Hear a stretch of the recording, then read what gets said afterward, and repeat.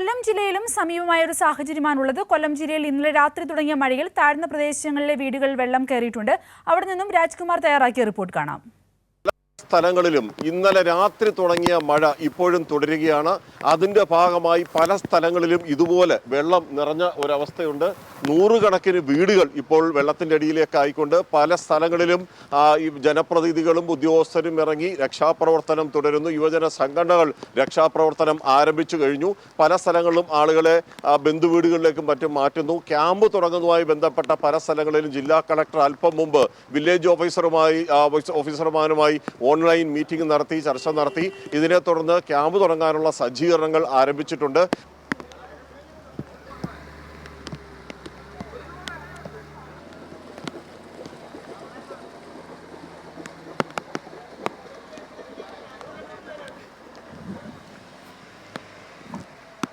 ഇപ്പോൾ എങ്ങനെയോ ആ കാറ് രക്ഷപ്പെട്ടു പോയി. ഒരുപക്ഷെ കുറച്ചുകൂടി വെള്ളമുണ്ടായിരുന്നെങ്കിൽ ആ കാറ് പൂർണ്ണമായും ഇതിൽ വെള്ളത്തിൽ അതിൻ്റെ എല്ലാം നഷ്ടപ്പെടുമായിരുന്നു. ഇപ്പൊ നിങ്ങളൊക്കെ എവിടെ താമസിക്കുന്നവരാ?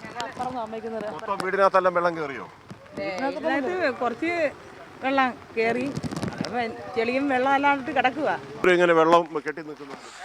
ഇതിപ്പോ 1.5-2 കിലോമീറ്ററിന് മേലിലുണ്ട്. 2 കിലോമീറ്റർ വെള്ളം കെട്ടി നിൽക്കും. ഇവിടുന്ന് നമ്മളെ ആലാട്ടാവ് ആർച്ചിന്റെ അടുത്തുനിന്ന് വരും. ഈ ഒരു താഴ്ചയാണ് അവിടെ ഇത്രയും വെള്ളം.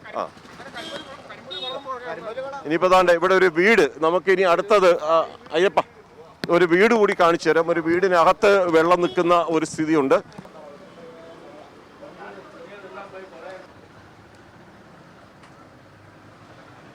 ഒരു പുഷ്പാങ്കദൻ മാത്രമല്ല, ഇതുപോലെ നിരവധി ആളുകളുടെ വീടുകൾ ഇപ്പോൾ വെള്ളത്തിൻ്റെ അടിയിലാണ്.